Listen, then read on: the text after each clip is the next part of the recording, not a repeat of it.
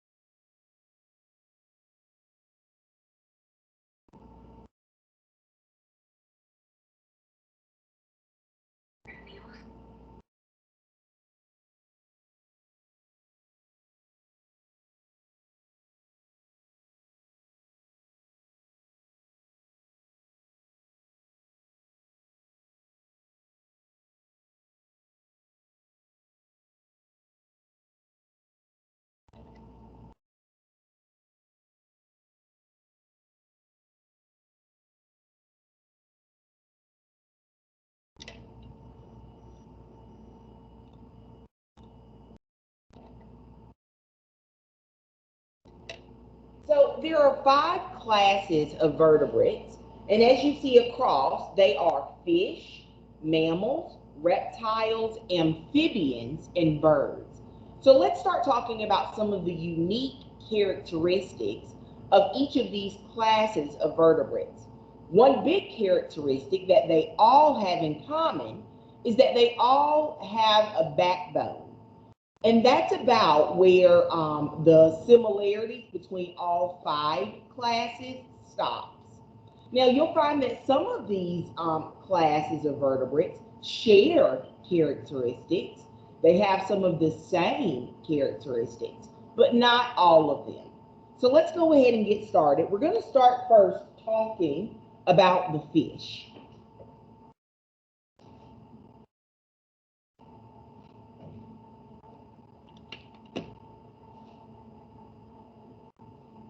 It's important for us to know that the fish, of course, we know, is an oceanic aquatic animal. Okay, fish is an aquatic or water animal.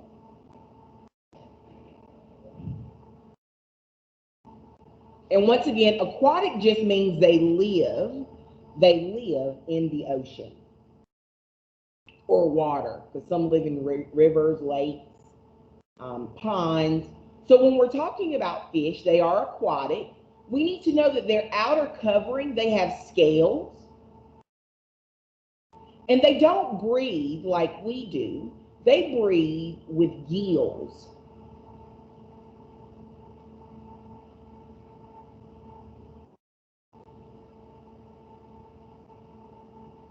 Those gills are going to be on the side of their bodies. Okay? We need to know that they do reproduce sexually, but they lay eggs.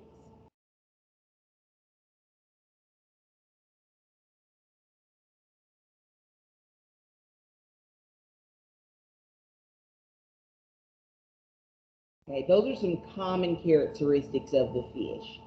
As we move to mammals, we'll see that what they have in common with fish is that they too have a backbone, they have a skeletal system. But we want to know that mammals can live, depending on the mammal, can be either aquatic, that means living in the water, or terrestrial. That means living on land. Terre, that root there means earth, okay? So that means they live on land, okay? Mammals, their outer covering is usually fur or hair. Like us, we're mammals. We're not covered in fur necessarily, but we do have hair on our arms. Sometimes as you start to develop more on your legs. Guys, as you develop more, you'll grow it on your face.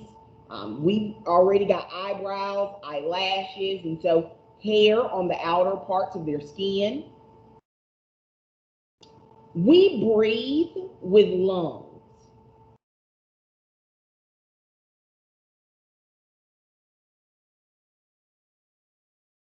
We breathe with lungs, okay? And lungs are organs that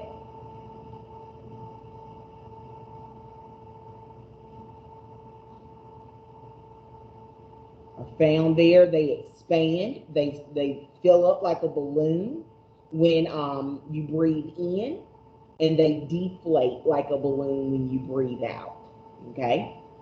So mammals breathe with lungs, and we give birth to live young. So our young don't hatch from eggs. We give birth to live young.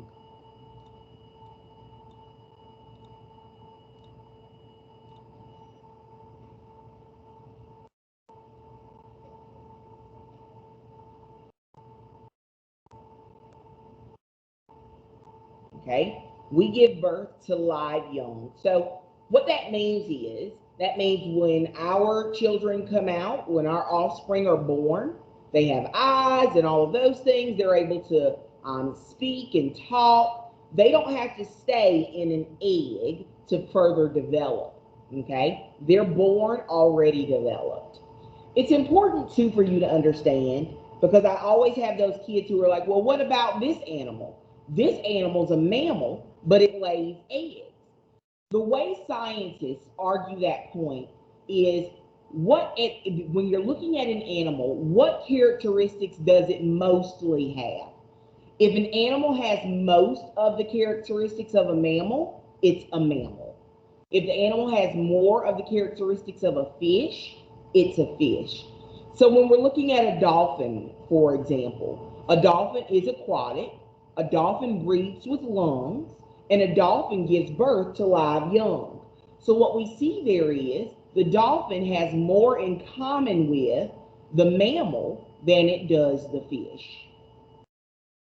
Reptiles are generally terrestrial.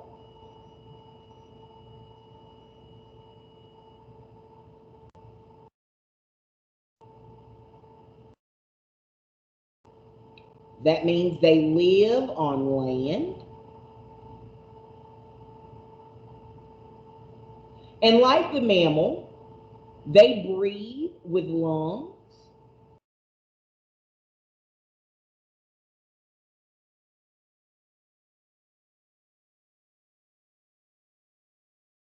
They have scaly, rough skin.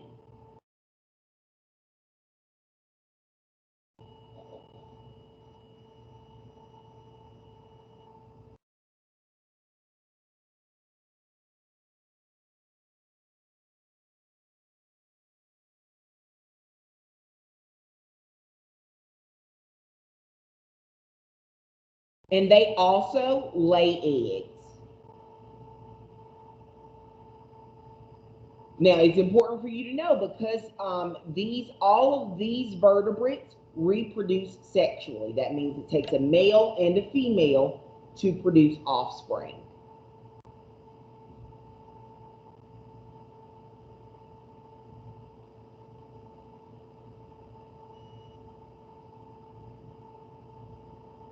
Amphibians, they're a very special class of vertebrates. Amphibians are special because they too can be either aquatic or terrestrial, but it depends on where we are in their life cycle. So we need to understand that amphibians live in water as young, but as they develop more body parts, okay, but they live on land,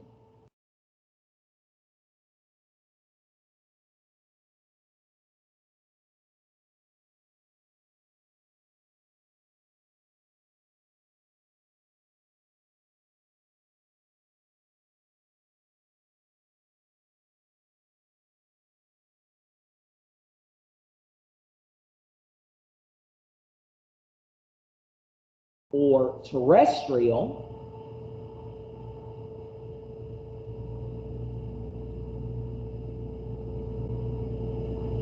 as adults.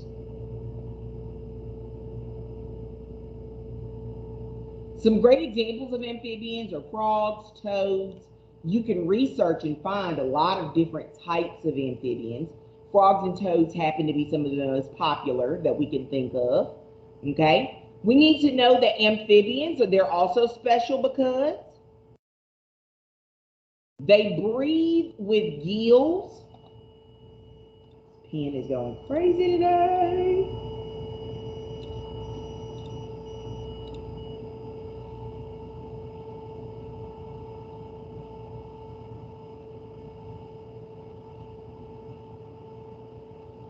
They breathe with gills as babies.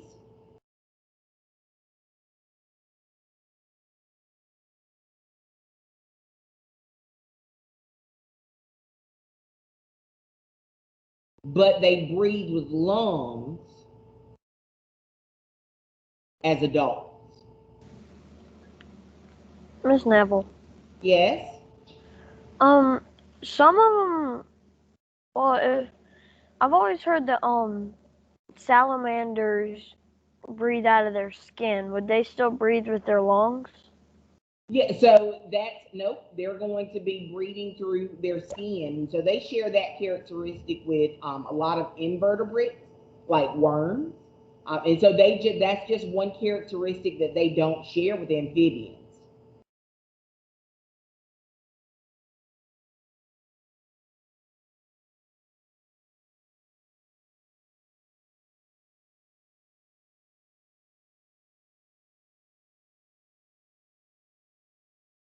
And they also lay eggs. The last type that we're going to talk about today are birds. Birds are interesting because they have feathers.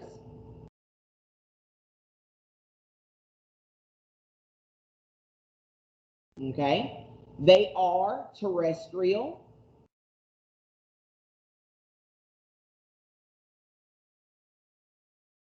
They breathe with lungs.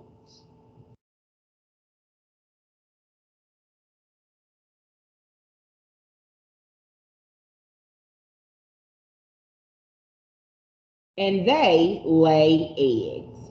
So you can see here that there are some common characteristics that all of these vertebrates share. Okay. Go ahead and take some time to finish this chart. Miss Neville's going on in 2 minutes at 8:32.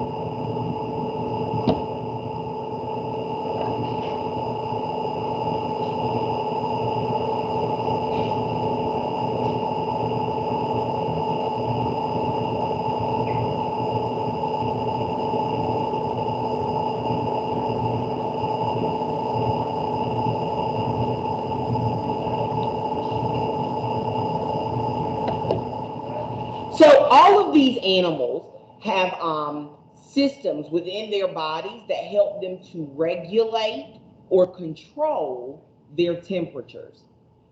That means, yep, these are some great pictures of them. That means these animals are either endothermic or ectothermic. To end our notes today, let's create a T-chart. On one side of that T-chart, it needs to say ectotherms. Notice the beginning of that spelling here. And endotherms, okay? An ectothermic animal is what we knew of when we were in elementary school as a cold-blooded animal. But as we grow up into stronger, more developed scientists, we want to call cold-blooded animals ectothermic.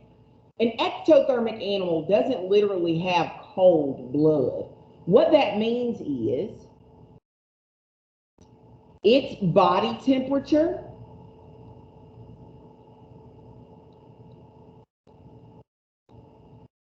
changes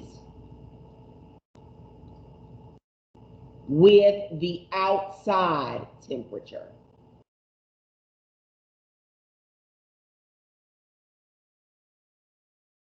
Okay? So, for example, a reptile is an ectotherm. In the morning, if it's 8 a.m. and it's 32 degrees outside, that reptile's body temperature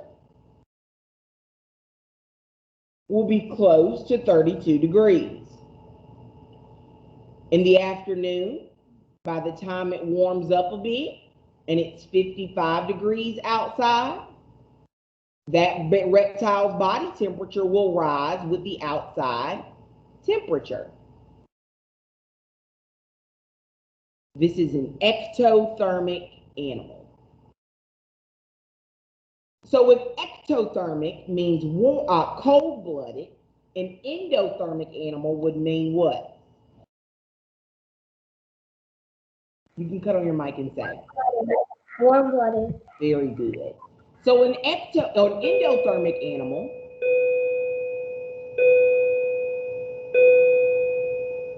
is a warm-blooded animal. Now, once again, this doesn't literally mean that the animal has warm blood. No, what it actually means here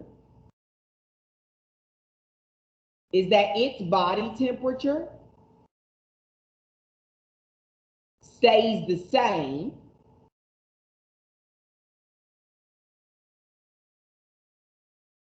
no matter what's happening outside.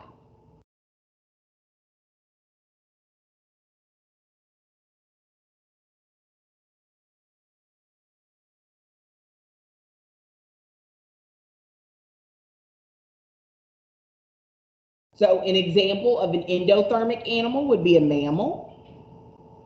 Birds are also endothermic. Okay, so same temperatures. At 8 a.m., it's 32 degrees outside. Their body temperature is usually going to be 98.7 degrees.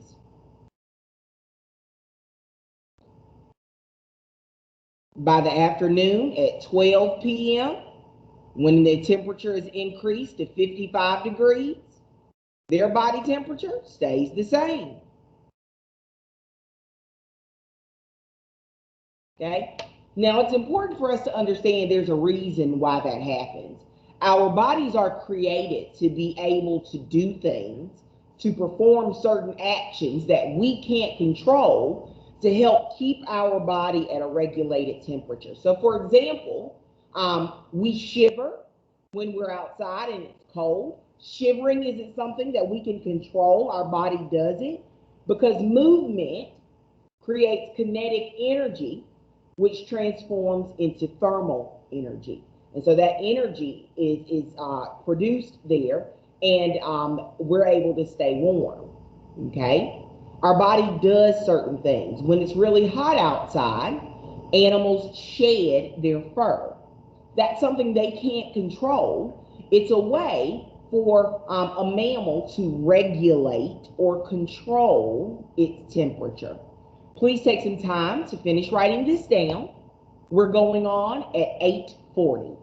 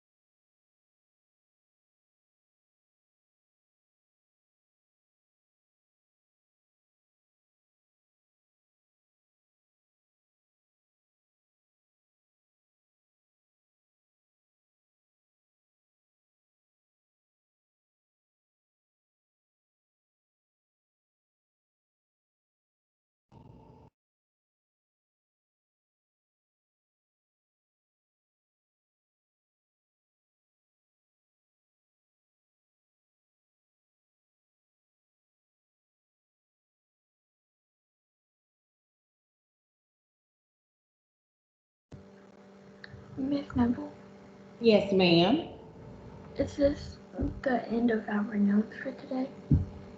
No, ma'am, we're going to add one more thing to our notes.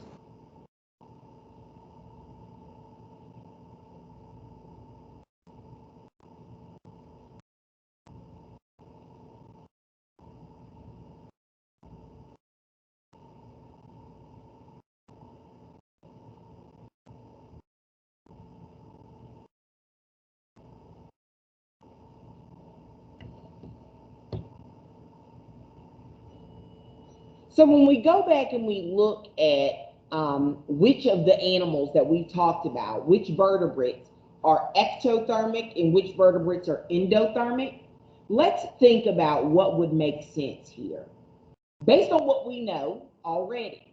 So let's take some time, and I want us to go back and look at each of these animals, and we're going to label them as ectothermic or endothermic. So a fish, someone turn on their mic and let me know. Endothermic. A fish is actually going to be ectothermic, okay? It's going to be a cold-blooded animal.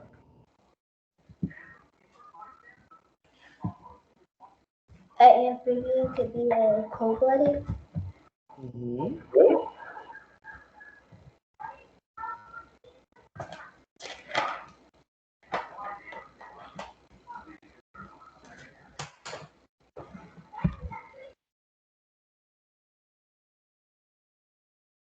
Mammals, you can turn on your mic.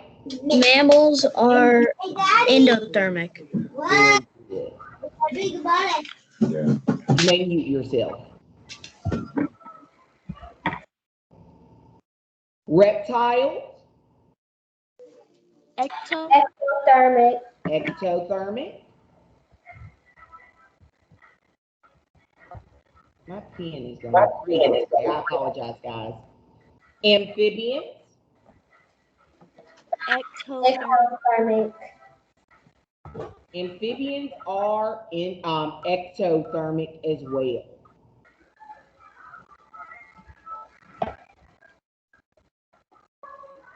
And birds are endothermic.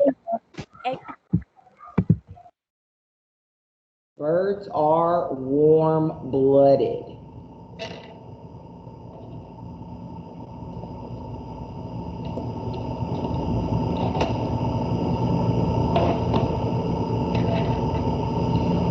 So let's talk about what your assignment is going to be today.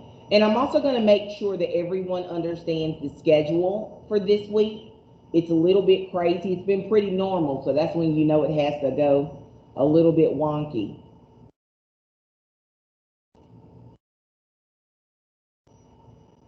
If we look here,